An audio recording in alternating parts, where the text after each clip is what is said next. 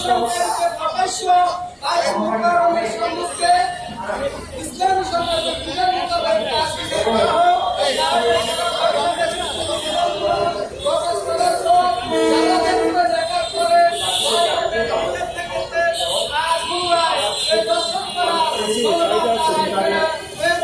সরকারকে বলবো আপনারা মদিনার সনদ কোথায় পরিচালনা করতে বলছেন, এখন আপনারা ইসলামী সনদের বিধান বাস্তবায়ন করে বাংলাদেশের মানুষকে দেখানোর জন্য এই দর্শনকারীর বিচার আমরা ইসলামী শরীয়ত অনুযায়ী করলাম।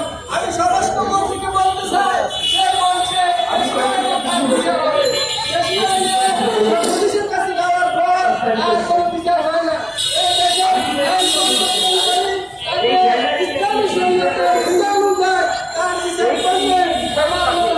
বাংলাদেশের